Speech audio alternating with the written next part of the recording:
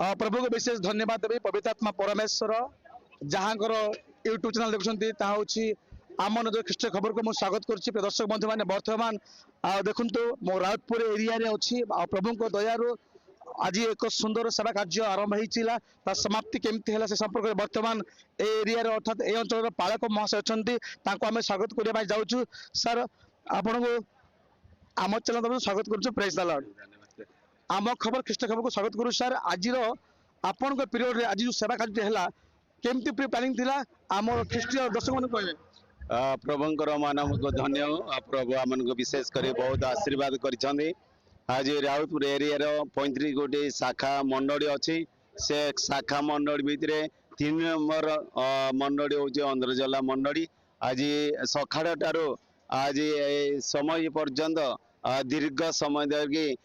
प्रभुंकर भक्त दास उपेन्द्र परिचात द्वारा आम आध्यात्मिक बाइबल विषय गुरुत्व विषय आम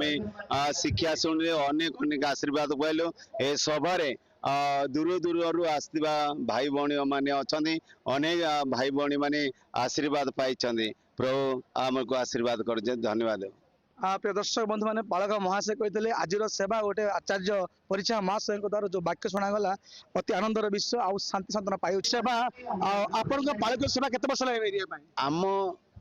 ए सभाटा एरिया स्थापित समय ठार आरंभ कर आज पर्यंत चलुची एरिया स्थापित हूँ 1954 साल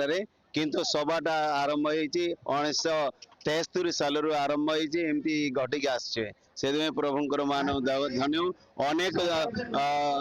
उत्थान पतन थे प्रभु आम को साहाय्य कर प्रभु नाम धन्यवाद बर्तमान दीदी आप स्वागत करुँ आज सेवा आप आरंभ से कौन अनुभव कले आज स्थिति कौन थी कह दर्शक मान प्रभु को महान नाम को धन्यवाद दिए तांकरी प्रेम पुणी अनुग्रह सकाशु आम मैंने परी सुंदर समावेश पाई अच्छु आ प्रभु अनुग्रह रु यही सभाटी बहुत आनंदित सहित होती एवं आमनक ठारे आ प्रसंग वक्ता महाशय उपेन्द्र परिचा सार आंकठारु आमे मध्य बहुत सुंदर वाक्य गुड़ाक पाई अच्छु एवं यही समस्त वाक्य द्वारा आध्यात्मिक अनेक अभिवृद्धि हुई अच्छी तेणु प्रभु को महान नाम को धन्यवाद दिए। आपण एरिया भीतर कौन पदवी अच्छा मो ट्रेजर अच्छे निहाती दर्शक बंधु मैंने भौणी आम अति मंतव्य प्रकाश कर प्रभु ए प्रकार यही शेष काल वाक्य आवश्यक रही आज वाक्य शुणी खुशी ना दुख आप खुशी सर कहीं खुशी सारों को वाक्य शुणी प्रभु को वाक्य शुणी प्रेज द लॉर्ड आ दीदी कौन कहतो आपण मन मत मो भी खुशी सर दीदी मो भी खुशी